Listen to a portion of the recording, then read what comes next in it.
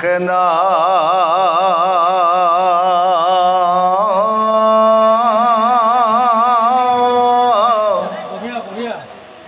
বল কৌৰবৰ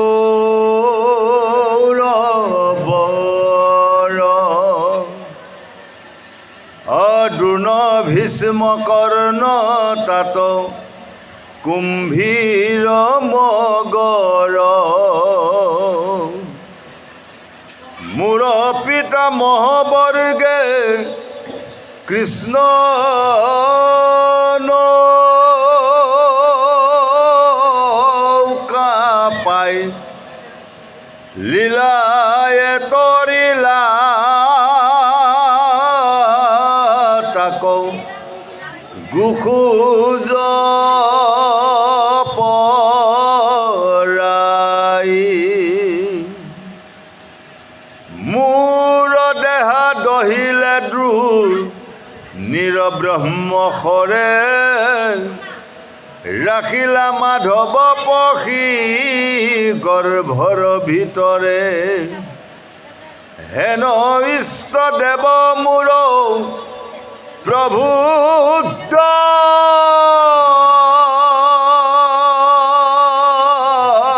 দামোদৰ কহিও শুনিবুটান চৰিত্ৰ বিস্তৰ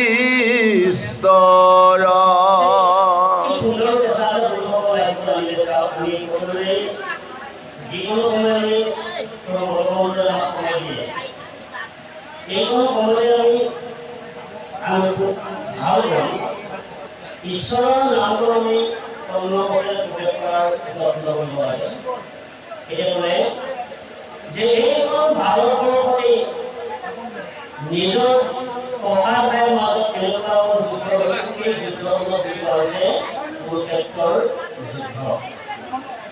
এই কুৰুক্ষেত্ৰৰ যুদ্ধত মহামহান বীৰসকল আছিল। সেইসকল বীৰৰ নাম গাইছে যে দ্ৰোণ এজন মহাশক্তিশালী বীৰ আছিল, ভীষ্ম এজন মহাশক্তিশালী বীৰ আছিল, কৰ্ণ এজন মহাশক্তিশালী বীৰ আছিল। এইসকল কুৰুক্ষেত্ৰৰ যুদ্ধত সাগৰৰ সদৃশ হৈ গৈছে। আৰু এই সাগৰৰ সদৃশ হৈ থকাৰ কুৰুক্ষেত্ৰৰ যুদ্ধখনত ভাগ লৈছিল কৃষ্ণ অৰ্জুনৰ পক্ষে। সেই অৰ্জুনৰ পক্ষে কৃষ্ণৰে ভাগ লৈ দুষ্টসকলক বিনাশ কৰি পাঁচ পাণ্ডৱক ৰক্ষা কৰিলে একমাত্ৰ কৃষ্ণৰ বিমান হয়। এই কথাটো আমি লক্ষ্য ৰাখিব লাগে। কাৰণ চাওক, এইখন যুদ্ধ আমাৰ প্ৰত্যেক ব্যৱহাৰত হৈ আছে। এই যুদ্ধখন হৈছে আমাৰ দৈনন্দিন জীৱনটো আমি জীয়াই থাকিবলৈ যিকোনো আমি কৰ্ম কৰা যায়, খেতি পথাৰ ধন টকা পইচা ইত্যাদি। এই আমি মানৱ জীৱনটো কৰাই এই যুদ্ধখনত আমি লৈ আছো। কিন্তু এই যুদ্ধখনৰ পৰা আমি জিকিব লগা হ'লে তেতিয়াহ'লে কৈছে কৃষ্ণৰ বাৰে বা কৃষ্ণৰ শৰণাপন্ন দিলে কেতিয়াও কুৰুক্ষেত্ৰৰ যুদ্ধত জিকিব পৰা সম্ভৱপৰ কাৰো নাই। তাৰমানে বিষয়ক বিনাশ কৰি সত্যপথলৈ আগুৱাই যাব পৰা শক্তিজন কাৰো নাই। এই কথাখিনি সুন্দৰভাৱে গংগা পাৰত পৰিচিত সুন্দৰভাৱে বুজাইছে যে ব্যাসৰ পুত্ৰৰ গুৰুজনাই এতিয়া কলে যে ভগৱন্তৰ যদি নাম লোৱা হয় তেতিয়াহ'লে মায়াময় সাগৰখন এখন গৰু বা সূৰ্যৰ লগত তুলনা কৰিছে। গম পাইছে ন আপোনালোকে? পাইছে ন? গতিকে কি কৰে যে আমি এই যিখন ভাৰততে আমি বৰ্তি আছো বা অসমত বৰ্তি আছো, এইখন অসমতে আমাৰ ভাৰতলৈ আমি ইয়াত এখন ভয়াৱহ মানে এখন সাগৰ বুলি বনাওঁ। এই সাগৰখনৰ পৰা আমি কৰিব লগা হ'লে তেতিয়াহ'লে ভাগৱতৰ এক উপায় গুৰুজনাই পৰিচিত জ্ঞান, এই জ্ঞানটো হৈছে যে ভগৱন্তৰ পদনৌকাত আশ্ৰয় লোৱা। যে ভগৱন্তৰ যদি পদৰ স্বত্বত যদি আমি শৰণাপন্ন হ'ব পাৰোঁ, সেইটো হৈছে নৌকা। আমি তাক সুন্দৰভাৱে কৰি যাব পাৰিম। তাৰমানে মানুহৰ জীৱন যিমান দিনলৈ আমি আছোঁ, এই থকা দিনকেইটা আমি আনন্দ কৰিব সেই কথাটো সুন্দৰভাৱে আমাক বুজালে। এতিয়া মই গুৰুসকলক একেবাৰে আহিব পাৰোঁ যে মূল ইষ্ট যে হেন ইষ্টদেৱ মূল প্ৰভু দামোদৰ যে আমি কি কৰোঁ ৰাতিপুৱা সদায় উঠি এই চেতনাখন প্ৰত্যেকৰে থাকিব লাগিব দেই যে আমি ৰাতিপুৱা শুই উঠি শৌচ পেচাব কৰি সুন্দৰভাৱে আমি গাটো তিয়াই ভাল পৰিষ্কাৰ বস্ত্ৰ পিন্ধি তেতিয়া আমি সেই প্ৰভু ভগৱন্তক উপাসনা কৰিব পাৰোঁ। এইটো আমাৰ মানুহৰ বা ভগৱানৰ ধৰ্ম যে ভগৱন্তক আমি উপাসনা কৰিব লাগিব। কিন্তু আমি উপাসনা কৰাতে নহয়, আমি উপাসনা কৰাতে নহয়, আচলতে এইবোৰ শিক্ষা ল'ৰা ছোৱালী দিব লাগিব যে আমি ভক্তিটো জানো, যদি ভক্তিটো আমি জানি যদি সামৰি ৰাখি থৈ দিওঁ, আমি যদি উঠি অহা প্ৰজন্মসকলে যদি সেই ভক্তিৰ কথা নাজানে তেতিয়াহ'লে সমাজখন বা ধৰ্মটো জীয়াই ৰাখিব পাৰিমনে আমি? কেতিয়াও নহয়। গতিকে সেইকাৰণে আমি এই উঠি অহা নৱপ্ৰজন্মক আমি পৰম পিতা ভগৱন্তৰ আলোচনাত যি দামোদৰ সেই দামোদৰ নাম আমি চুমন দাম মানে জৰি, দৰ মানে পেট, তাৰমানে আমি উদয়ত আমি নাম জমা কৰি ৰাখিব লাগিব।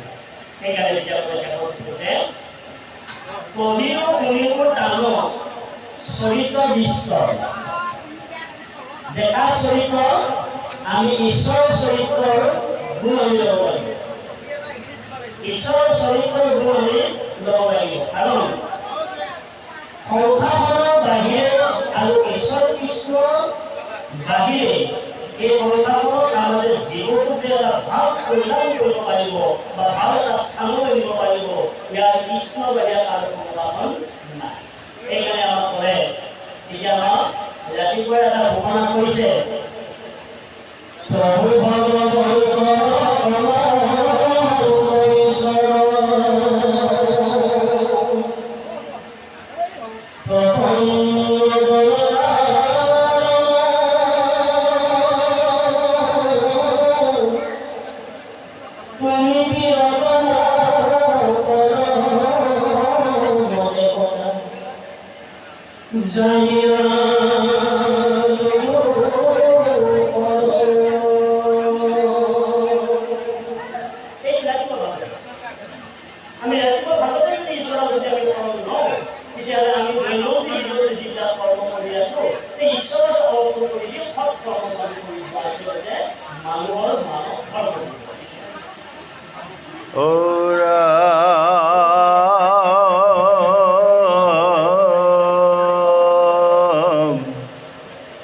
কিহেতু বধিল কৃষ্ণে কংস মাতুলক অপিতৃগৃহ এৰি কেনে গৈলা গকুলক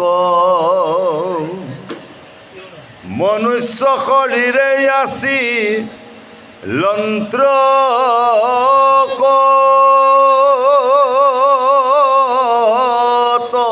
মানে বিষ্ণু বংশ সহি নেবন চিলাকোন উঠানে কতে কভাৰ্যাক বিহায় লন্ত যদুৰাই কহিউক মুনি শুনি বাকচৰ ধাজাই হৰি কথা অমৃত পি যন্তে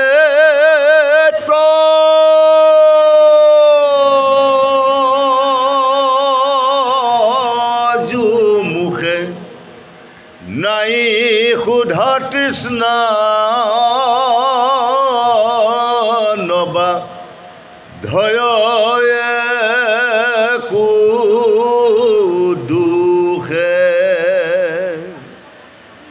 অয় ৰাম শুনি মুনি বুলি লন্ত্ৰ ধন্য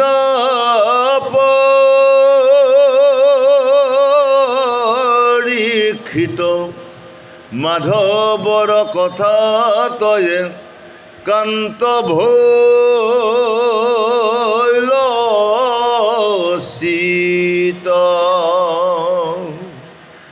কৃষ্ণৰ চৰিত্ৰ আবে শুনি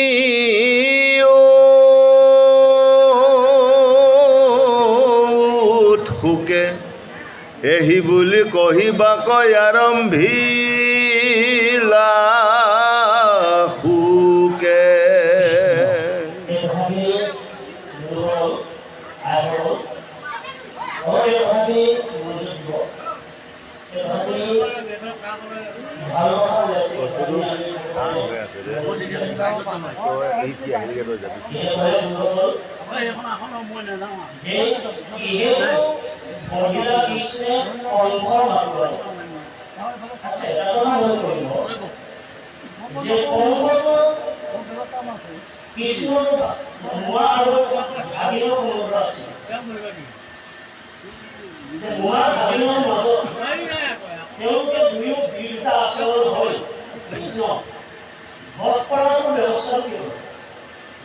আচলতে প্ৰকৃততে উগ্ৰজনৰ সন্তান অংশ হয়নে এই কথাটো আমি জানিব যে উগ্ৰজনৰ সন্তান কিন্তু কংস নহয়, কিন্তু কংসৰ মাতৃ নাম হ'ল পদ্মাৱতী।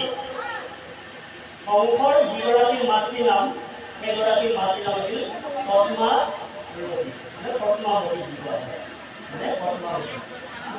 আৰু যেতিয়া সেই পদ্মাৱতী যেতিয়া বিয়া দিছিল উগ্ৰসেনলৈ, সেই উগ্ৰসেনলৈ বিয়া দিয়াৰ পিছত তেওঁ মাকৰ ঘৰলৈ গৈছিল। যে মাকৰ ঘৰত তেওঁ মানে প্ৰায় প্ৰায় এবছৰমান দিন মাকৰ ঘৰত পদ্মাৱতী থাকিব। থাকি যোৱাৰ পিছত তেওঁ নিজৰ জীয়েকৰ কথাটো ক্ৰমান্বয়ে পাহৰি গৈছে। এই লগৰ ছোৱালীবিলাকৰ লগ পাই মানে নিজৰ জীয়েকৰ কথাটো পাহৰি গৈছে যে মই বিবাহিতাৰ স্ত্ৰী, গতিকে মোৰ যে মোৰ স্বামী আছে, আজি মই ডিউটি ঘৰলৈ আহিলোঁ, ইমান দিন হ'ল মই যাব লাগে, এই কথাষাৰ মানে তেওঁ পাহৰি গৈছে। এদিন সেই গাভৰু কালতে এই হৈ অহা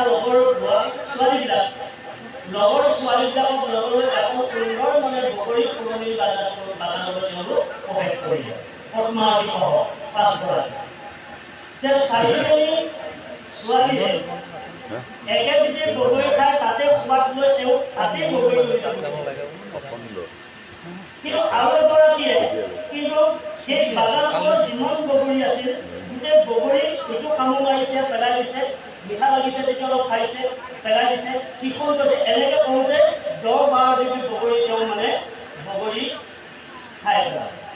তেতিয়া কোন নামৰ এজন অসুখ, সেই কোন নামৰ অসুৰজনে যেতিয়া আকাশ মাৰ্গলৈ যেতিয়া আহি থাকিল, আহি থকাত দেখিলে এই 4জনী ছোৱালী মানুহ একেবিধি বগৰীতে খাই তেওঁলোক হাঁহি ধুনীয়াকৈ আনন্দতে আছে। এই ছোৱালী আকৌ গোটেই বগৰী পৃথিৱী দেখোন তেওঁ খাই দিছে। তাৰমানে অসুখে যেতিয়া ভাবিলে যে এওঁ ভাৱটোৰ চঞ্চল কৃষ্ণ, যে এওঁ ভাৱটোৰ চঞ্চল, গতিকে এওঁ উগ্ৰসেনৰ ভনীয়েক, গতিকে তেওঁ বিৰাগত এৰি থৈ তেওঁ যদি গাভৰু ছোৱালীৰ দৰে তেওঁ চৰিত্ৰহীনা হয়, গাভৰু ছোৱালীৰ দৰে তেওঁ লগৰখিনিক এৰি পৃথিৱী বগৰী খাই তেওঁ তেতিয়াও তেওঁ মনত তৃপ্তি পোৱা নাই। লগে লগে অসুৰে কোৰ অসুৰে লগে মানে তেওঁ উগ্ৰসেনৰ ৰূপ লৈ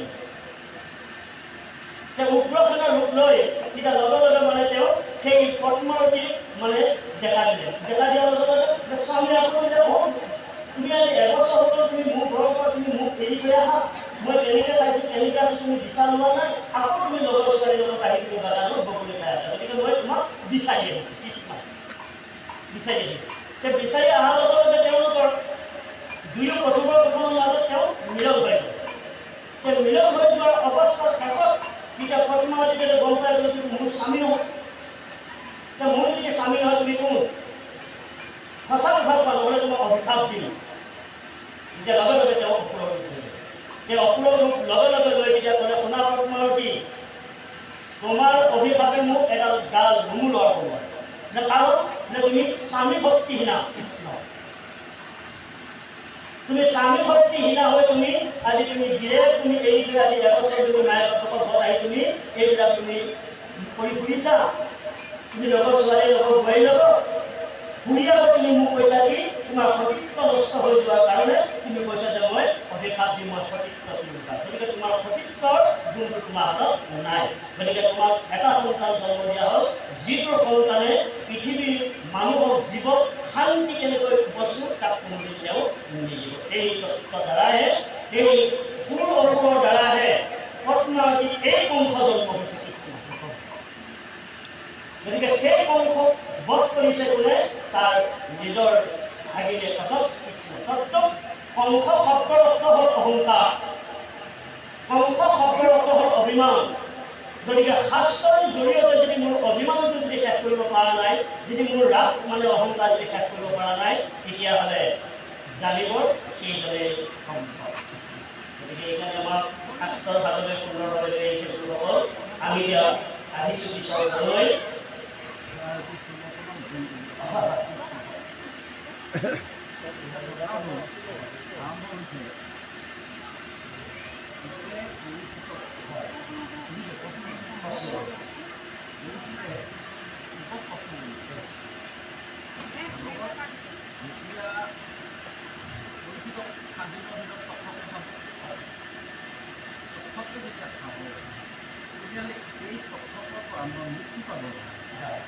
উপায় কি? উপায় বিচাৰি হাঁহ খায় আমি খৰচ কৰি আহিছে আমি আহিছে তাকে বুলিছে আমি উপায় কি? চব কৰা দান কৰা কিবা কৰা এটাও মন নাই। এইটো শেষত তেওঁ মন আহিছিল, শেষত আহি পেলাই সেই লেংটাম তাত আপোনাৰ এটা সৈটো আহি আছে, সৈটো আহি আছে। তাক কি কৰিছে? এসোপা ল'ৰা ছোৱালী কি কৰিছে? কি দলিয়াই পাকৰ দলিয়াই লৈ আহি আছে। পগলা পগলা কি মানে ঈশ্বৰৰ নামত ঈশ্বৰৰ নামত পগলা। তেওঁ বিভুল হৈ থাকে, ঈশ্বৰৰ নামত কোনেও গম নাপায়। গতিকে তেওঁ কোনোবাই যদি তেওঁ গালৈ পাথৰ দলিয়াই আছে, তেতিয়া সেই পাথৰটো হৈ গৈছে ফুল হৈ গৈছে। তেওঁ গালৈ যেতিয়া পুষ্পৰ গালৈ যেতিয়া পাথৰ দলিয়াইছে লাগে, তাকে দেখিছে পৰিস্থিতি দেখা নাই, এইটো মই দেখা নাই, এইটো কাৰোবাৰ মই দেখা নাই। পাথৰ কি হৈ যায় ইয়াৰ তাত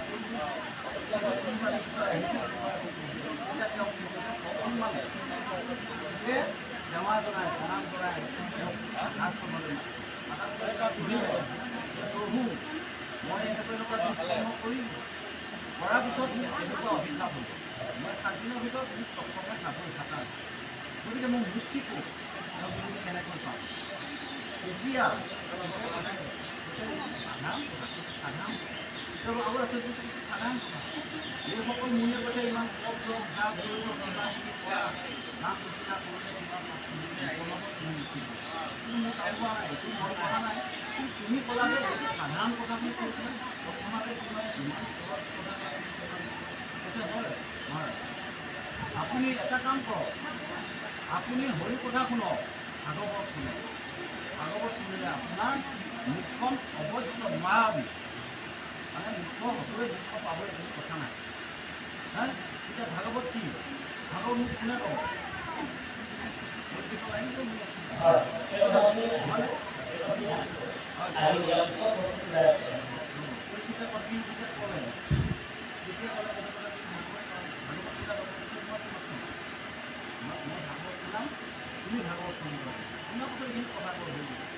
এতিয়া প্ৰশ্ন কৰিলে, এতিয়া আমাৰ আজি চোৱা কথা হ'ল কৃষ্ণৰ জন্মৰ কথা, মানে এতিয়া প্ৰশ্ন কৰিলে সেইখিনি কথা কোৱাৰ পিছত প্ৰশ্ন কৰিলে কিন্তু জন্ম হ'ল দেখাই এই কৃষ্ণটো আকৌ গকুলত যাব লগা হৈছিল। এই মথুৰাত জন্ম হ'ল, গকুলত যাব লগা হ'ল, হয়নে? এই প্ৰশ্নকেইটা কৈছে গকুলত কিয় যাব লগা হ'ল? তেওঁ আকৌ এই জন্ম লৈ এই কিবা ৰাক্ষসিক গছটো মাটিও কিয় গছটো লগা হ'ল?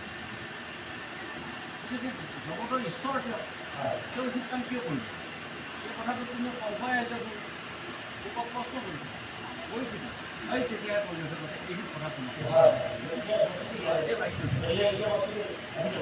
আমাৰ প্ৰভুজনাই যিটো কথা ক'লে যে কিনো ভাগৱত সংকট বেলাত পাৰিব আজি মহাভাগৱতৰ আগত কৃষ্ণ। এই বস্তুটো আমাৰ দেখা পাইছিলে আগত লাগিছিল গৈছিল মই সেইকাৰণে তেখেতৰ পিছতো মই গুচি আহিছোঁ। গতিকে কোনো ঋষি সিদ্ধান্ত দিব নোৱাৰিলে, যে কোনো ঋষি সিদ্ধান্ত দিব নোৱাৰাত এটাই সিদ্ধান্ত আহিল যে তুমি শুনা, তুমি যদি এই স্বামী ঋষি উক্ত সিংহীমুনি অভিশাপৰ পৰা যদি তুমি মুক্ত পাবলৈ বিচাৰিছা, তেতিয়াহ'লে তুমি এনেকুৱা এটা পবিত্ৰ স্থানত তুমি প্ৰৱেশ কৰিব লাগিব য'ত শীতল হয়, য'ত নিৰাময় হয়, য'ত নিবিড় ভাৱেৰে যাতে মই তোমাক 6 ৰাতি 7 দিনত যাতে তোমাক ভাগৱত লাগিব। আৰু সেই ভাগৱত তুমি যদি অন্নপটেৰে গ্ৰহণ কৰি যদি তুমি এই হৃদয় পদ্মক যদি ৰাতি মুখেৰে যদি তুমি মনেৰে যদি কৃষ্ণ নাম যদি অহৰহে যদি তুমি বৰ্ণনা দিব পাৰো, তেতিয়াহ'লে তোমাৰ ভাগৱতে তোমাক কাম কৰিব। এই কথা যদি আমাৰ লোক আহিলে এতিয়া ক'লে যে এই কথাখিনি হ'ল চাওক যে পৰীক্ষিতেই মই আগলৈকে যোৱা নাই, পৰীক্ষিতে কিহৰ কাৰণে যে তেওঁ মানে শ্ৰমিক ঋষিক অভিশাপ পাব লগা হ'ল, ইয়াৰ আগত তেওঁ নিজে দি গৈছে। 5টা ঠাই তেওঁ নিজে দি গ'ল, বিশেষকৈ এটা ঠাই দি গ'ল ক'ত যে শুনক, হয়নে? শুনক সেই সোণটো যেতিয়া ভীমে জৰাসন্ধক বধ কৰি যেতিয়া সেই সোণটো যেতিয়া সোণৰ মুকুটটো আনি যেতিয়া পেৰা সোমোৱাই থলে, সেই পেৰা সোমোৱাই থৈ দিয়াৰ লগে লগে তেওঁ যেতিয়া এদিন হৰিণ কহু স্বীকাৰ কৰিবলৈ যেতিয়া তেওঁ ভাবিলে যে মোক বাইদেউৰ ধৰ্ম যুধিষ্ঠিৰে যিটো মোক মুকুট পিন্ধাই দিলে, এই মুকুটটো মই আজি থৈ কিন্তু পেৰাটো কি আছে চাওঁ, পেৰাটো খুলি লোৱাৰ লগে লগে দেখিলে জৰাসন্ধৰ মুকুটটো একদম আচৰিত, মানে কোনো পৃথিৱীত তেনেকুৱা এজন ৰজাৰ তেনেকুৱা মুকুট নাছিল।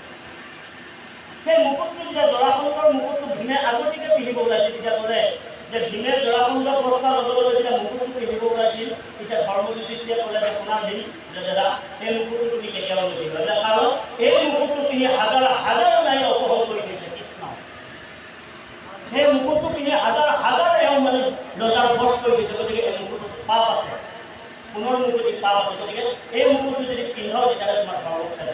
সেই মুকুটটো পিন্ধাৰ লগে লগে পৰীক্ষিতে পৰিলে বাহান লোৱাৰ লগে লগে শ্ৰমিকৰ অপৰাধ। গতিকে এইটো আমি সুন্দৰভাৱে কৈছোঁ। আৰু এতিয়া আহিছে যে পিতৃগৃহ এৰি কেনে গৈলা বকুলত মনুষ্য শৰীৰে আছিল একক মানে।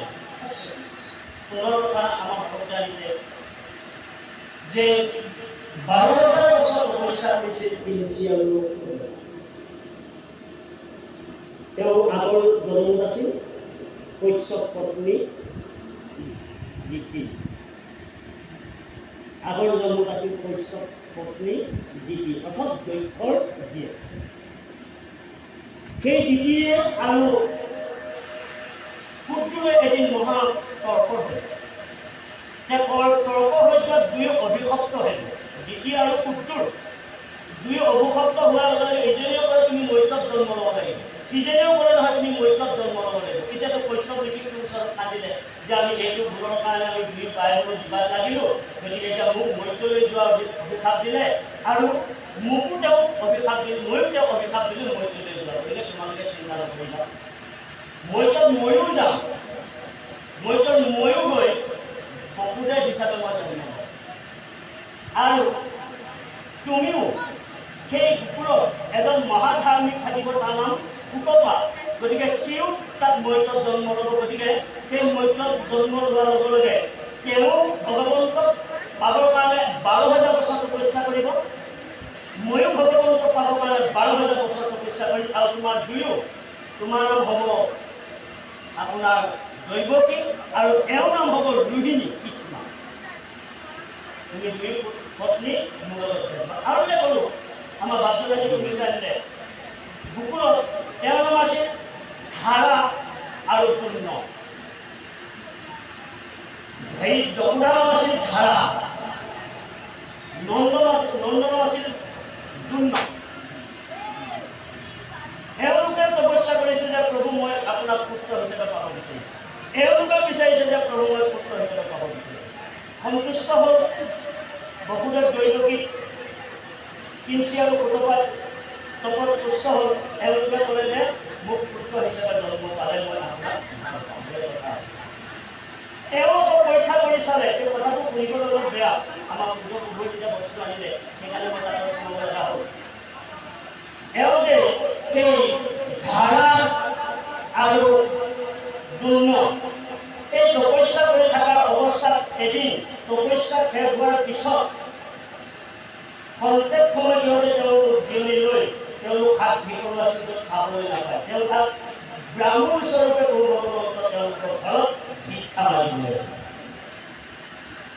ভিক্ষা মাগিবলৈ আহোঁতে তেতিয়া ক'লে যে আয়ো ঘৰত কোনোবা আছে যে আছোঁ যে আয়ো মই 7 দিন খাবলৈ পোৱা নাই এওঁলোকে ক'লে হে মইতো 3 দিন নহ'লে আছোঁ গতিকে ময়ো আপোনাৰ 3 দিন নহ'লে থকাৰ পিছত আপুনি আকৌ 7 দিন খাবলৈ পোৱা এটা ওলালে আহি গতিকে কি কৰিম নিৰুপায় এখন দোকানলৈ গুচি গ'ল সেই দোকানখনলৈ গুচি গৈ যেতিয়া আপোনাৰ দোকানীক ক'লে সেই দোকানী মোক পাৰিলে আপুনি অলপ চাউল দিয়ে লিখি দিয়ক চাউল দিয়ক কাৰণ মোৰ ঘৰত অতিথি আহিছে মই 3 দিন খাবলৈ পোৱা নাই যদিও 7 দিন খাবলৈ পোৱা অতিথিজন আহিছে তেওঁ যদি মই উৎসাহ কৰিব নাপাওঁ নোৱাৰোঁ তেতিয়াহ'লে মই অভিশাপ লাগিব গতিকে তেতিয়া দোকানীটোৱে ক'লে যে আপুনি যদি মোৰ পৰা চাউল দিবলৈ বিচাৰিছে আপুনি যদি বাকী মাৰিবই নোৱাৰে আপুনি লিখিব একো নাই গতিকে আপুনি কিবা এটা অলংকাৰ আপুনি মোৰ তাত দিব লাগিব তেতিয়াহ'লে আপোনাক চাউল দিব সেইটো একো অলংকাৰ যে একো অলংকাৰ আইসকলে শুনিবলৈ বেয়া নাপাব বস্তুটো আপোনালোকে আদৰিতে জানি ল'ব তেতিয়া কৈছিল দোকানীটো যে তুমি মোক এবাৰ বিৰাট দি দিয়া বিৰাট তুমি কি কৰিছে দিয়া তুমি বিৰাট বিৰাট পাত লোৱাৰ লগে বাওঁ হাতৰ স্তম্ভটো কাটি দোকানীটো কৰে তুমি লগাবৰ কথা যিমান ওজন হয় স্তম্ভটো সিমানখিনি তুমি চাউল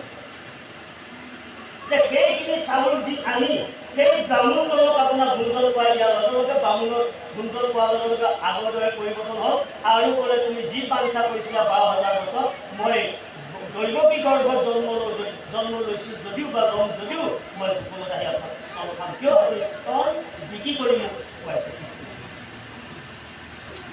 গতিকে সেই কথাখিনি ইমানতে আমাৰ গুৰুজনে ভালকৈ আনিলে আমি তাৰপিছত ক'লৈ আহিছোঁ তেতিয়া কৈছে যতেকৰ ভাষা বিহাৰ যন্ত্ৰ জতুৰাই কহিও বা মুনি শুনি বাপ শ্ৰদ্ধা জাহি উঠে যে প্ৰভুৰ এজন অনন্ত মহিমা তেওঁ ঈশ্বৰ যদি তেওঁটো সহস্ৰ 16,000 নাৰীকো তেওঁ দিয়া কৰাইছে তাৰ বাহিৰত আৰু 8 গৰাকী আছে সেই 8 গৰাকীটো লকনা ভদ্ৰা কালিন্দী শৈভা বিন্ধা তাৰপিছত আপোনাৰ জাম্বুৱতী ৰুক্মিণী সত্যৱতী এই 8 গৰাকী যে এই 8 গৰাকী তেওঁ ইমান কিয় বিয়া পাতিলে যে মই তাৰ কথাখিনি কৈ যাওঁ কৈছোঁ হৰিৰ কথা অমৃত কিৰণতে তদু মুখে নাৰীৰ সোধা কৃষ্ণা লগা ভয় একো যে আমি এই মানুহৰ জীৱনটো মাত্ৰ দুদিনৰ কাৰণে এই জন্ম আৰু এই মৃত্যু কিন্তু তাৰ মাজতে আমি মাত্ৰ 8 ঘণ্টা এটা সময় পাইছোঁ এই 8 ঘণ্টা সময়খিনিতে আমি দৈনন্দিন জীৱনৰ মানুহৰ জন্মৰ কৰ্মৰ মাজতো আমি বৰ্তি থাকিব লাগিব আৰু ঈশ্বৰৰ নাম আমি ল'ব যদি যিজনে ঈশ্বৰৰ নাম লয় সেইজনে কৈছে ধন্য হ'ব আৰু অমৃতৰ দৰে তেওঁ ভাগৱতৰ কথা তেওঁ শিকিব পাৰিব এতিয়া ক'লে নাৰী সোধা কৃষ্ণ লগা ভয় একো দুখে শুনি মুনি বুলিলন্ত ধন্য কৰি কি গতিকে কৰি কি তুমি যি প্ৰশ্ন কৰিবলৈ ওলাইছা মই ইয়াৰ উত্তৰ দিম তাৰমানে কি উত্তৰ মাধৱৰ কথাটো একান্তৰ ভৈৰসী যিজনৰ মাধৱৰ কথা একান্ত চিত এই আমাৰ যে শুনিটো আইসকল প্ৰত্যেক পুৰুষ আৰু প্ৰকৃতি বুলি ইয়াৰ কথা লৈ আমি ঈশ্বৰৰ মাধৱক আমি সকলো উত্তৰ দিম গতিকে আমাৰ শৰীৰটোৰ 4টা বস্তু আছে এই 4টা বস্তু হ'ল মন অহংকাৰ চিত আৰু বুদ্ধি এই আমাৰ যে হৰিনাম নুশুনিলে আমাৰ চিতটো চিত মানে বাসুদেৱ চিতটো মানে মৰাই হৈ থাকে মানে মৰি হৈ থাকে এই মৰিতে আমাৰ কি কৰে জানেনে আমি ভকতক ভকত বুলি চিনি নাপাওঁ সাধু বুলি চিনি নাপাওঁ ঘৰখনৰ জ্যেষ্ঠজনক জ্যেষ্ঠ বুলি চিনি নাপাওঁ কিয় আমাৰ মৰিলে মানে চিতটো ঢাকি আহিছে তেনে মৰি থকাৰ চিতক নামেৰে চিন্তা কৰিব লাগিব কৃষ্ণ তেনে মলিন চিত্তটো নামেৰে ফিল্টাৰ কৰিব লাগিব। যেনেকৈ দমকলৰ পানীখিনি আগ ধৰে যেনেকৈ ফিল্টাৰ কৰিলে পৰিষ্কাৰ হয়, তদ্ৰুপ হৰি নামৰ দ্বাৰা আমাৰ চিত্তটো আমি ফিল্টাৰ কৰিব লাগিব, মানে পৰিষ্কাৰ কৰিব লাগিব। চিত্ত পৰিষ্কাৰ হোৱাৰ লগে লগে তেতিয়া কি হ'ব জানেনে? তেতিয়া ক'লে গুৰুসকল যে পৰিষ্কাৰ সুন্দৰভাৱে বুজাব বিচাৰিছে নৱধৰ কথাটো একাংকৰ ধৰি কৃষ্ণৰ চৰিত্ৰ আগে শুনি উৎসুকে এহি বুলি কহিবাক আৰম্ভিলাকে। এই কথাখিনি আকৌ পুনৰাই মহাপ্ৰভু কৃষ্ণ গুণানী কীৰ্তন নাম আধ্যাত্মিক তত্ত্বৰ জনা যি ব্যাসৰ পুত্ৰ সুখদেৱ তেওঁ এতিয়া মানে পৰিচিত ক'বলৈ বিচাৰিছে। কি ক'বলৈ বিচাৰিছে? তেতিয়া ক'লে কৃষ্ণ তেতিয়া ক'লে আপোনাৰ উপজিলা ৰাজা হৈয়া দৈত্য অসংখ্যাত বলৰ দৰ্প কৰে অন্তৰৰ বিখ্যাত এইখন পৃথিৱীত অত্যাচাৰ অনাচাৰ ভ্ৰষ্টাচাৰ এইবিলাক এই পৃথিৱীত মহা মহা ৰজাবিলাক জন্ম হৈছিল। এই মহা মহা ৰজাবিলাক জন্ম হোৱাৰ লগে লগে সাধু সন্তসকলে শান্তি কি বস্তু কোনোদিন বিচাৰি নাপায় আৰু মহা মহা সাধুসকলে একত্ৰিত হৈ সমাজবাদী ভগৱন্তৰ নাম আলোচনা কৰাটো স্বাভাৱিকে কথা, ব্যক্তিগত হিচাপে কোনো নাম ল'ব নোৱাৰে।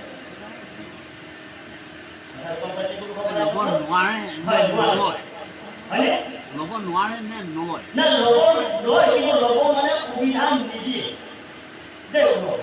ল'বলৈ সুবিধা নিদিয়ে দৈত্যসকলৰ দ্বাৰা। গতিকে সেইসকলৰ দৈত্যক যদি বধ কৰা হয় তেতিয়াহ'লে মূল ভক্তসকলে ন্যায়ভাৱে মোৰ নাম ল'ব পাৰিব।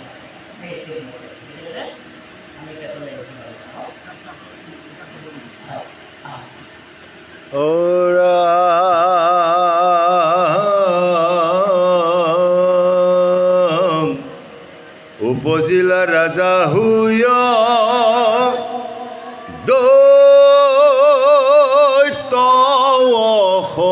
অসংখ্যাত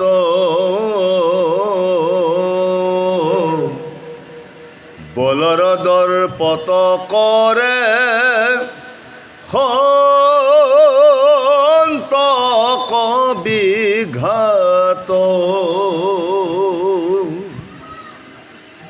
তাৰ ভাৰ সহিবে ন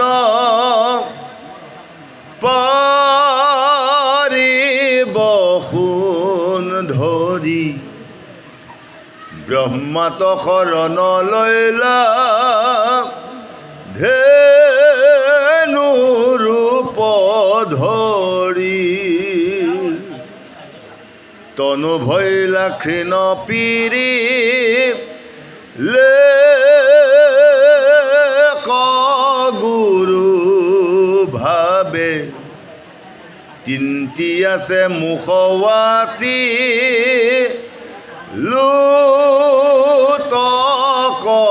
লুতকৰ ধাৰে হুমা হুমি কান্দিলা মোক নত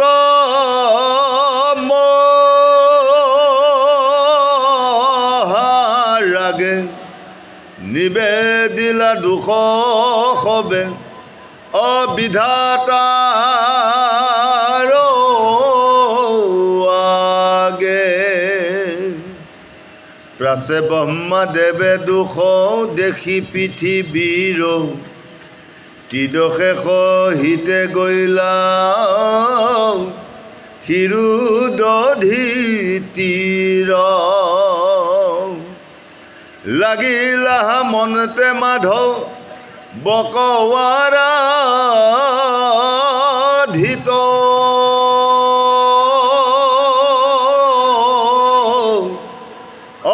শুনিলাও আকাশী বাণী ব্ৰহ্মা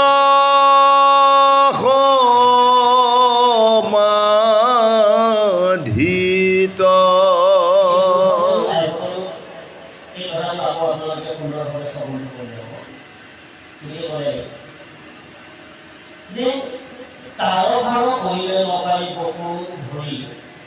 ব্ৰহ্মাণ্ড অৰণলৈ ধেনুৰূপ আমি যিখন পৃথিৱী আমি আছোঁ যি পৃথিৱীৰ মাটিৰ পৰা আমি যিটো উদ্ভিদ অন্ন খাই আমি জীয়াই আছোঁ, সেই পৃথিৱীৰ মাটিৰে কষ্ট কিয় কষ্ট হৈছে? তাৰমানে দুৰান্ত ব্যক্তসকলে যেতিয়া ধৰ্ম এৰি অধৰ্ম নীতি অত্যাচাৰ যেতিয়া তেওঁলোকে কৰিবলৈ ধৰিলে, তেতিয়া পৃথিৱীৰ মাটি সহ্য কৰিব নোৱাৰা হৈ গ'ল। সহ্য কৰিব নোৱাৰা অৱস্থাত এতিয়া তেওঁলোকে হৈ এই পৃথিৱীৰ মাটি হৈ মানে সৃষ্টিকৰ্তাৰ ব্ৰহ্ম ওচৰত ফলাপন্ন হৈছে, তেতিয়া কৈছে সেই ব্ৰহ্মদেৱ। গতিকে আপুনি এই চৰাচৰ পৃথিৱীৰ সৃষ্টিকৰ্তা।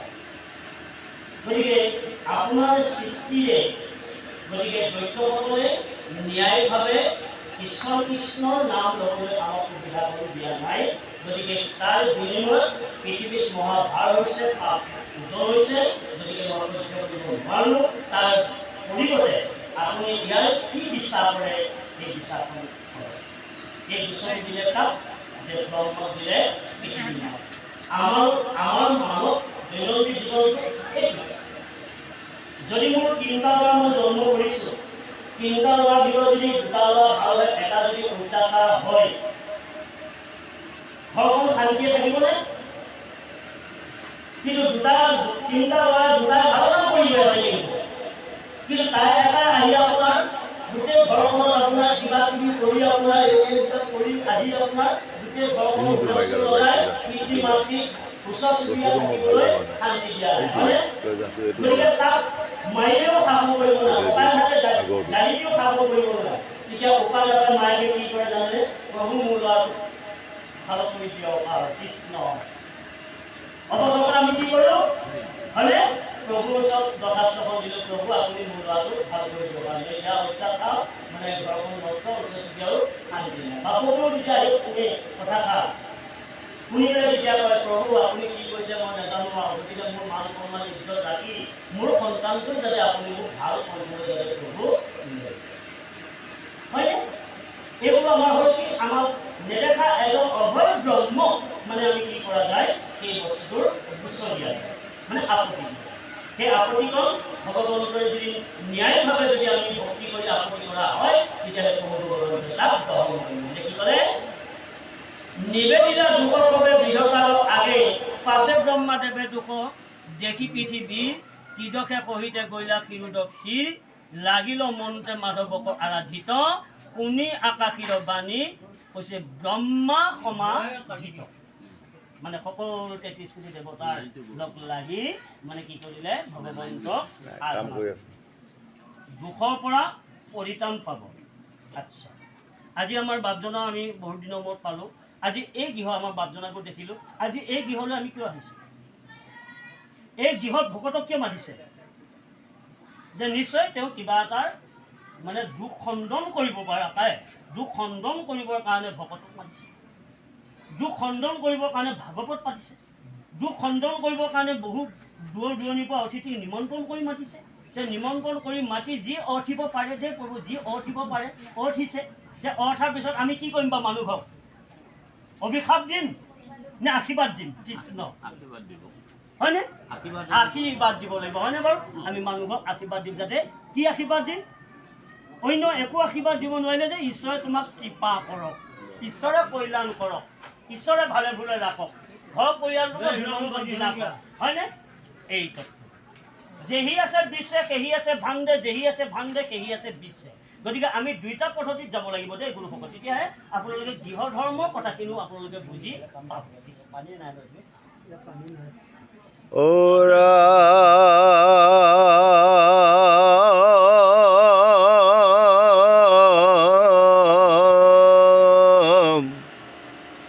পাছেতি দশক ব্ৰহ্মা বুলিলা বচন বিষ্ণুৰ দেশ শুনি লোক দেৱ গণ সংহাৰী বাহৰি পিঠি বীৰ মহাভাৰ তুমি সবু হোৱা যদু কুলে অৱতাৰ বসুদেৱ গৃহতে খাতে নাৰায়ণ উপজিবা অৱশ্যে নিউ দেৱগণ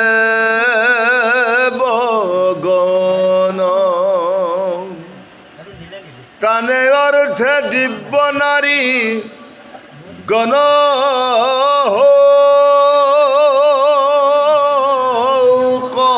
জাত আগে উপজিবা গয়া অনন্ত সাক্ষাৎ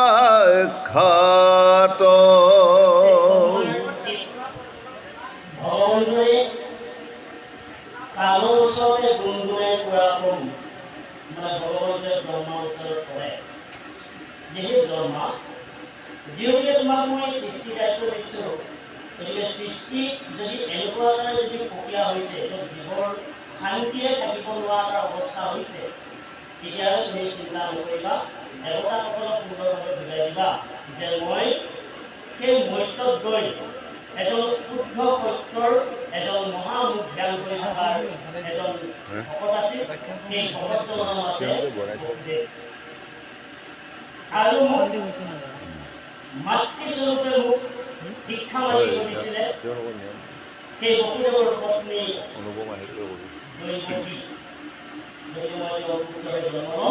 লৈ দুষ্টসকলক বিনাশ আৰু তোমালোকে দেৱতাসকলক প্ৰভাৱ আৰু এটা কথা কিন্তু মই নোযোৱাৰ আগতে কিন্তু ব্ৰহ্মা যে প্ৰভু তুমি কিন্তু যাব লাগিব আৰু দেৱীসকল যে তোমালোকে যাব লাগিব যদি সৰস্বতী যে হয় তোমালোকে যাব লাগিব সকলোৱে আমি স্বৰ্গৰ পৰা আমি স্বৰ্গ আৰু বৈকুণ্ঠৰ দেৱৰ দেৱীসকল আমি সকলোৱে গৈ পৃথিৱীত জন্মগ্ৰহণ কৰি এক ঈশ্বৰৰ নাম ধৰ্ম প্ৰকাশ কৰি দৈত্যক বধ কৰিম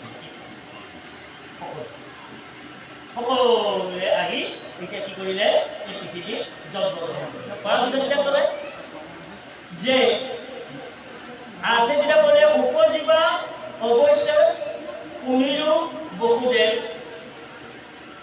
আনে অৰ্থে বিদ্যমানে ভকত জাত আগে উপজিবা গয়া অনন্ত ধাম এতিয়া আমাক এটা কথা আমি লক্ষ্য ৰাখিব লাগিব আগত যিসকল আমি এই পৃথিৱীত জন্মগ্ৰহণ কৰিছে ঈশ্বৰৰ এক বিন্দু অংশ এই ঈশ্বৰৰ এক বিন্দু অংশ আমি প্ৰত্যেকেই আমাৰ শৰীৰত এটা এটা দেৱতাৰ অংশ আছে দেৱ অংশ দেৱী অংশ আইৰ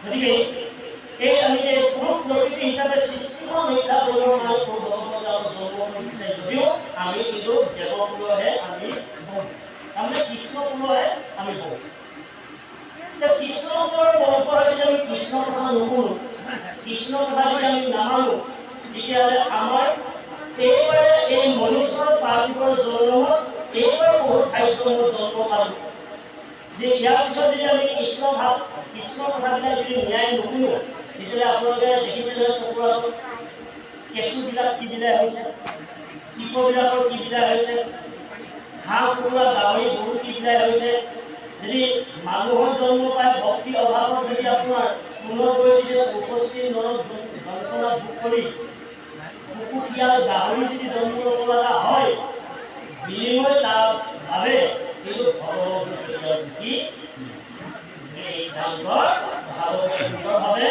বিশেষা খুব গুৰুজনাৰ দ্বাৰাই পৰিচিত বুজায় ও ৰামে বিষ্ণুৰয়া দেখে যোগ মায়া ভগৱতী কাৰ্য সাধি বাক প্ৰতি হৈবায়ুতপতি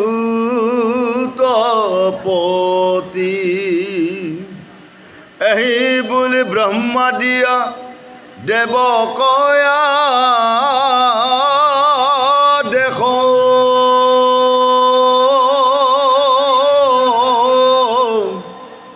অ ভূমি কৱা চাখ বাণী বুলি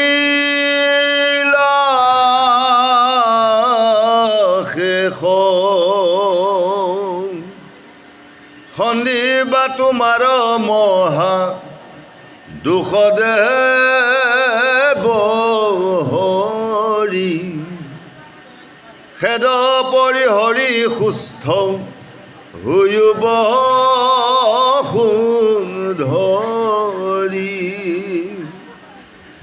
এহি বুলি নিজ থানে গলা সৃষ্টি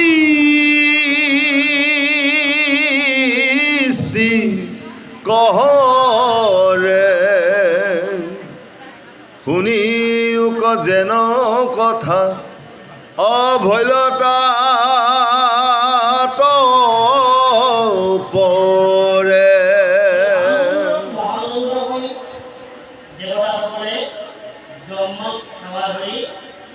পৰম পিতা পৰম অচিন্ত কৃষ্ণ তেওঁলোকে আৰাধনা কৰে যে হয় প্ৰভু আপুনি আহিম বুলি কৈছে ব্ৰহ্মাৰ আগত, গতিকে আপুনি অতি সোনকালে আহক। কিয়নো অতি সোনকালে আহক? কাৰণ পৃথিৱীখনত আই মাতৃ পৃথিৱীৰে ভাৱ কৰিবলৈ পৰা নাই, গতিকে আপুনি জন্ম ল'লে আমাৰো শান্তি আহিব, আমিও আপোনাক দৰ্শন কৰিম আৰু নাম এই ভক্তসকলে প্ৰভু ভগৱন্তক নিমন্ত্ৰণ কৰিম, আপুনি আহক।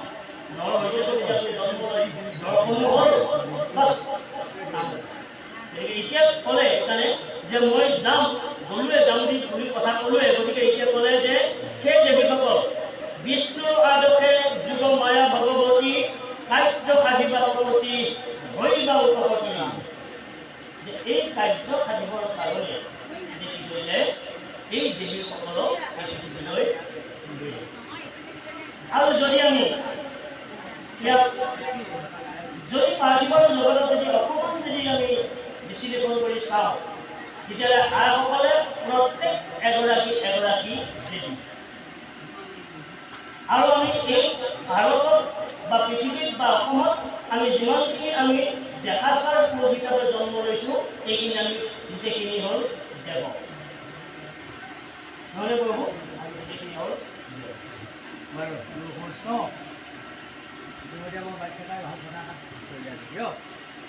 আইসকলক দেৱী কিয় বুলি কোৱা হয় আৰু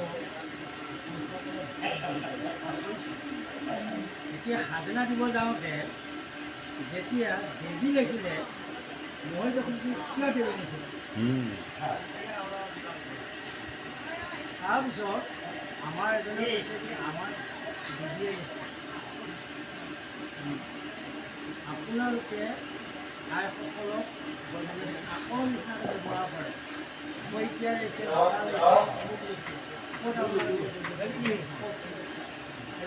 মানুহ আছিল তেওঁতো উত্তৰ দিব নোৱাৰে। গতিকে আমি দেৱ লিখা যেতিয়া হয় কোন দেৱ হয়? কৃষ্ণ একদেৱ নহয় জানো? গতিকে তেওঁ আধ্যাত্মিক সেই হ'ল আমাৰ আই। গতিকে মাতৃসকলক এইটো হৈছে বৈৰাগ্য শক্তি, শক্তি প্ৰতিষ্ঠা হৈছে। গতিকে এই কথা আপোনালোকে লক্ষ্য কৰিব যে কৃষ্ণই লক্ষী কি ব্যৱহাৰ কৰিছে। আচ্ছা, বিষ্ণুৰে লক্ষী কি ব্যৱহাৰ কৰিছে, কৃষ্ণৰে ৰাধা কি ব্যৱহাৰ কৰিছে, আৰু ব্ৰহ্মাৰ সাবিত্ৰী কি ব্যৱহাৰ কৰিছে। যে এই ব্যৱহাৰ কৰিছে নিজৰ লক্ষী মানে য'ত দেৱী ব্যৱহাৰ কৰিছে। গতিকে দেৱী উপাধিটো লৈ দেৱীসকলৰ কৰ্তব্য কি?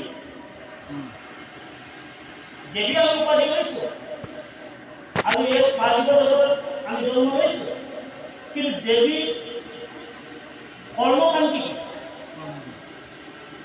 গতিকে দেৱী কৰ্ম হ'ল গৃহক ৰক্ষা কৰি থকা, গৃহখনক ৰক্ষা কৰা, গৃহখনক উন্নতি পথলৈ আগুৱাই নিয়া, গৃহখনক জন্ম দিয়া ল'ৰা ছোৱালীক ভক্তি প্ৰদান কৰা, গৃহখনত নিজৰ স্বামীকো সেৱা কৰা, গৃহখনত নিজৰ শহুশাহুক সেৱা কৰা। যিগৰাকীয়ে নিজৰ স্বামীক সেৱা কৰিব পৰা নাই, যিগৰাকীয়ে নিজৰ শহুশাহুক সেৱা কৰিব পৰা নাই, যিগৰাকীয়ে বংশ পৰিয়ালক ডাঙৰ মানুহ দেখিলে মূৰত মণি লগোৱা নাই, যিগৰাকীয়ে দীঘল উমনি টানি মদ ফুট লৈ যদি তেওঁ নীতি কাজটা নিয়ম পালন কৰি যদি তেওঁ ঘৰখনত পৰিচালনা কৰিব পৰা নাই সি কেতিয়াও দেৱী হ'ব নোৱাৰে গতিকে এইকাৰণে দেৱী শব্দৰ অৰ্থটো হৈছে কেৱল কৃষ্ণ ভজনাই নহয় দেৱী শব্দৰ অৰ্থ হৈছে নিজৰ স্বামীক শুশ্ৰূষা কৰা দেৱী শব্দৰ অৰ্থ হৈছে নিজৰ পশু খাবক আৰু পচন্দ থাকে দেৱী শব্দৰ অৰ্থ হৈছে ঘৰখনত ঈশ্বৰৰ নাম লগাই থাকে গতিকে পুৰুষৰ দেৱতাৰ কি দেৱকৰ্ম দেৱকৰ্ম হ'ল ঈশ্বৰৰ নাম লৈ পৃথিৱীৰ জীৱ জগতক কল্যাণ কৰা কৃষ্ণ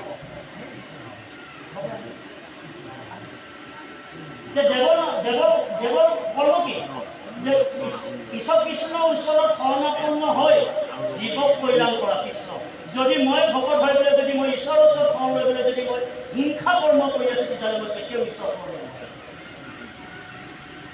যদি মই তেতিয়াও মানে মই জীৱক দয়া কৰিব পৰা নাই যদি জীৱক হিংসা কৰিছোঁ যদি তেতিয়াহ'লে মই আপোনাৰ ঈশ্বৰৰ দাগ কেতিয়াও মানে ঈশ্বৰৰ ভকত হৈছোঁ কিন্তু ঈশ্বৰৰ দাগ হ'ব পৰা নাই আচলতে ঈশ্বৰৰ দাগ হ'ব লাগে এই আমি শেষলৈ আহিছোঁ বাৰু যাওক স্বৰ্গতৈ অধিক থান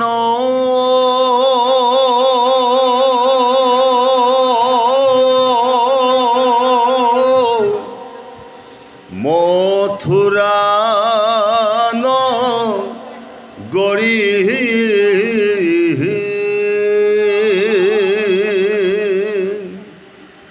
একোকালে যাক নচা ৰন্ত দেৱ হৰি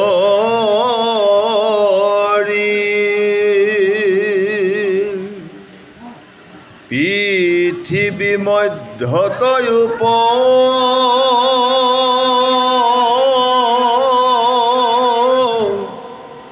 মাৰ নাহি যাৰ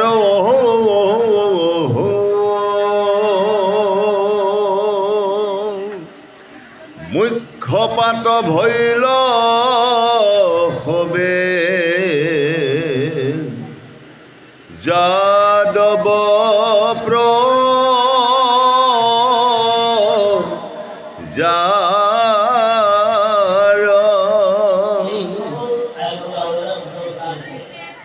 আমি যিখন স্বৰ্গৰ নাম আজিও আমি মুখস্থ কৰি আহিছোঁ সেইখন স্বৰ্গৰ যদিও দেখা নাই ভকতৰ মুখেৰে শুনিছোঁ যে সেইখন স্বৰ্গ নিচিনা মানে সৌন্দৰ্য আৰু স্বৰ্গ নাই কিন্তু এতিয়া এই ভাগৱতে এইটোৱে প্ৰকাশ কৰিলে যে যিখন পৃথিৱীলৈ যিখন ভাৰতলৈ যিখন অসমলৈ তেওঁ ধৰ্মনাম প্ৰচাৰ কৰিব যে সেইখন স্বৰ্গত থাকি চতুৰ্দিশ বুলি কৈছে আপোনাৰ পৃথিৱী মণ্ডল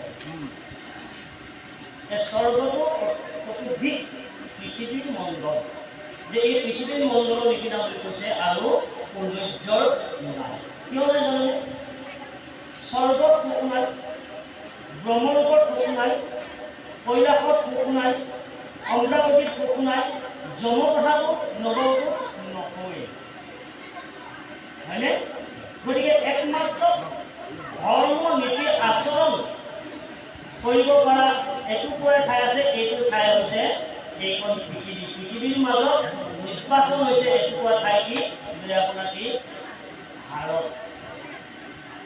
ভাৰতত নিৰ্বাচন হৈছে যে নিৰপেক্ষ ভাৰত মহাবিষ্ণু ভগৱন্তৰ নাম ধৰ্মৰ চৰিত্ৰ ধৰ্ম গুণ ধৰ্ম প্ৰকাশ কৰিব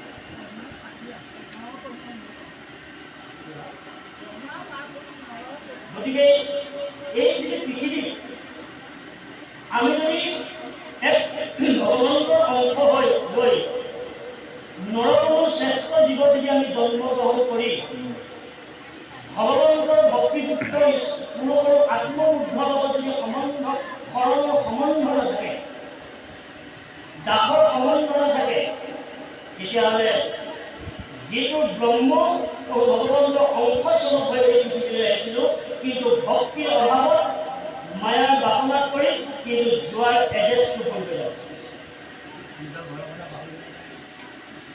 যিটো জেগাৰ পৰা আহিছিলোঁ সেই আগৰ কোনো সেই জেগাটোলৈ যোৱাৰ ব্যৱস্থাৰ তাৰ পথটোৰ ভুল হৈ যাব। কিয় ভুল হ'ল? তাৰমানে মই ভগৱন্তক একনিষ্ঠভাৱে অনুলাপ কৰিব নহয়, মই মায়া সংখ্যা প্ৰয়োগ কৰি কেৱল খোৱা বোৱাৰ ধন টকা পইচাৰ কথাটো চিন্তা কৰিলোঁ, কিন্তু মই যোৱা সময়ত কিন্তু পকেটত কিন্তু নাম ধন এটাও বিনিময় মোৰ ৰাস্তাৰ ভুল হৈ গ'ল। ভুল হৈ যোৱাত এতিয়া আকৌ 64 লক্ষ নৰক যান্ত্ৰণা ভোগ কৰিব। এই তত্ত্বটো আমাৰ পুনৰভাৱে আনিব দিছে। সেই মথুৰাতে আছ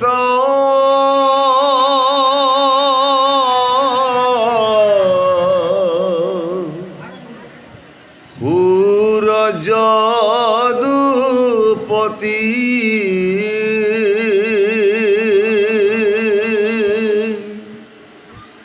তাহানে তনয় বসু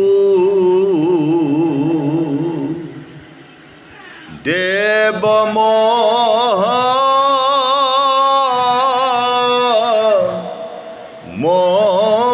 মতি অনেক সাদৰে তাংক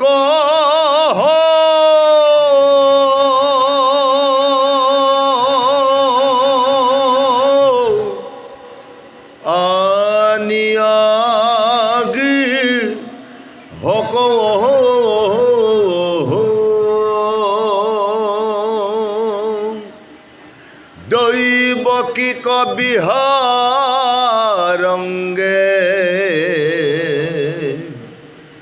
দিলন্ত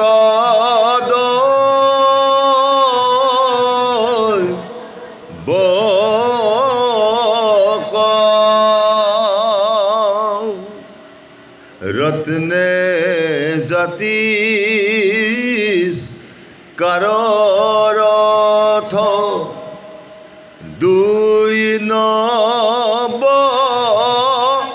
শত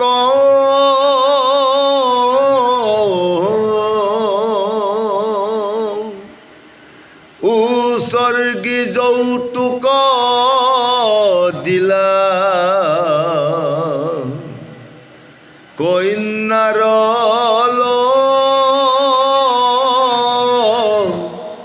গত 15,000 ঘোঁৰা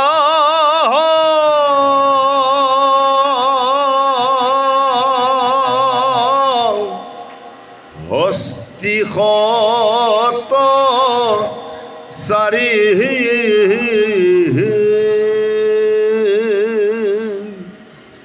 দিলা 200 দাসী অতি সুকু মাৰি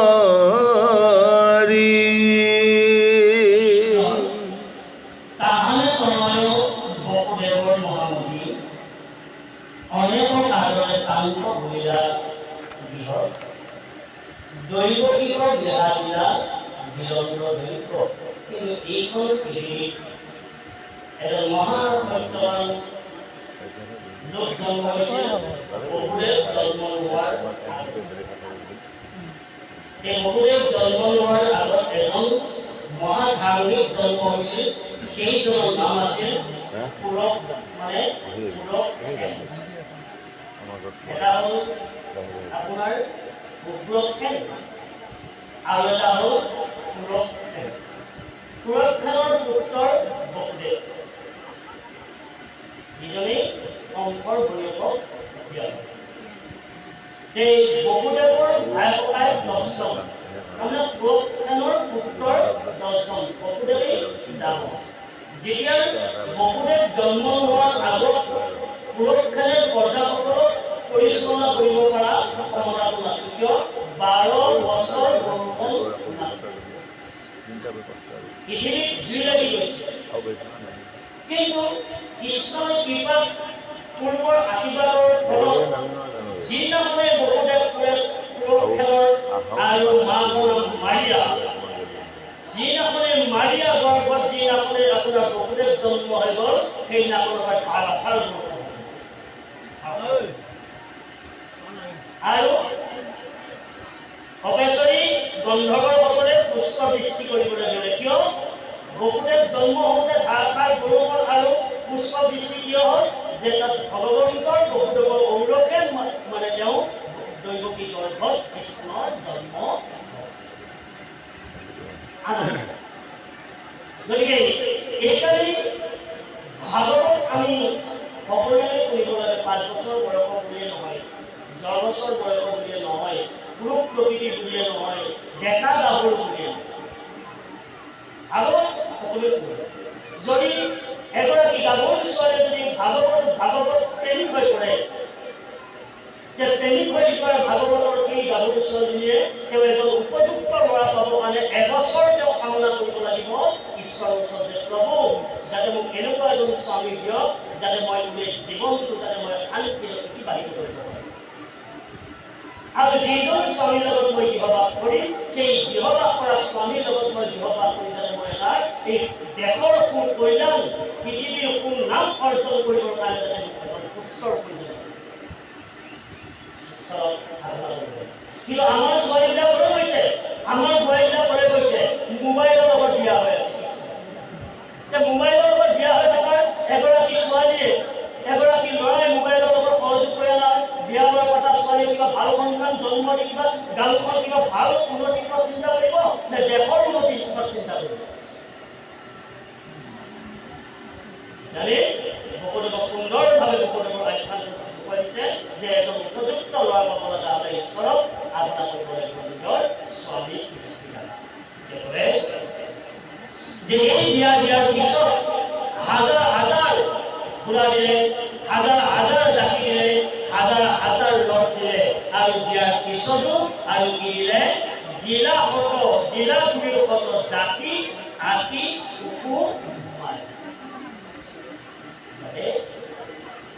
মোৰ জীয়াই যাতে কষ্ট নাপায় মোৰ ভনীজনী যাতে কষ্ট নাপায় আৰু যি ঘৰে যি ঠাই সেই ঘৰ যাতে অভাৱ নকৰে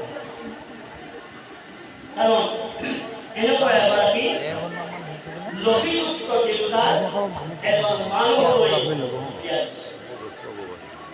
গতিকে আমাৰো আগতে এগৰাকী ছোৱালী চাব লগা হ'লে এবছৰ বাপৰ সমস্ত আঙুলিৰ পৰা নখৰ পৰা দেশৰ পৰা চৰিত্ৰৰ পৰা স্বভাৱৰ পৰা বৰণৰ পৰা আগৰ পৰা ৰান্ধনৰ পৰা ইত্যাদি সমস্ত সেই ছোৱালীৰ লক্ষণ যেতিয়া ভাল হ'ব সেই ছোৱালীৰ এখন ঘৰ বোৱাৰী কৰি আনি সেইখন গৃহৰ লক্ষ্মী জিলাখনলৈ সোমাব ভাঙা ঘৰ বুলি বৃদ্ধি হ'ব কিন্তু আমাৰ পৰা বিয়া পাতিছে নুসুধাকে ব্যক্তিগত জেলু পানী ধৰি গ'ল জিলাখনত সোমাই জিলাখনত সেই বোৱাৰী মুখত সোমাল সেইদিনাখনৰ পৰা 2 তলা 3 তলা বিল্ডিং ৰং লাগিব ঠাক কৰি জেলু পানী হে দিয়ে গতিকে চাওক মই উদাহৰণ দিছে গতিকে চাওক এতিয়া ইটেই লক্ষ্য দিলে কিমান ৰখা তলতে ধৰ্মটোকে ৰখা তললৈ নিবই নিজৰ ল'ৰা ছোৱালীকো ৰখা তললৈ দি শেষত যায় পথাৰ দীক্ষাই হ'ব এইটো নহ'বৰ কাৰণে এইটো নাহিবৰ কাৰণে আজি কৃষ্ণৰ আজি কুৰুক্ষেত্ৰৰ গৰ্ভত বসুদেৱ জন্ম হয় বসুদেৱে কি সংসাৰত কি উন্নতি পথলৈ চিন্তা কৰিব পাৰে তাৰ শাস্ত্ৰ দ্বাৰাই আজি আমাক ভাগৱতত বুজাব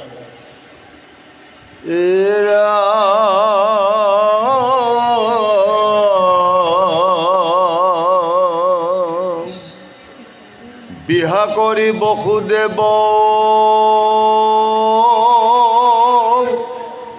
গৃহে যায়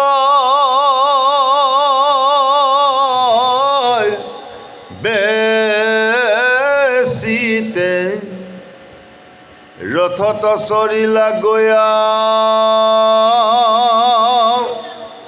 দৈৱকী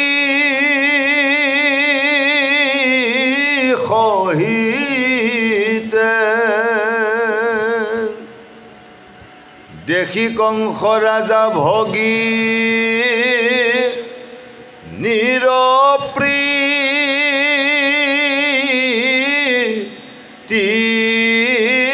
কৰি ৰথেশ্বৰী ঘোঁৰাৰ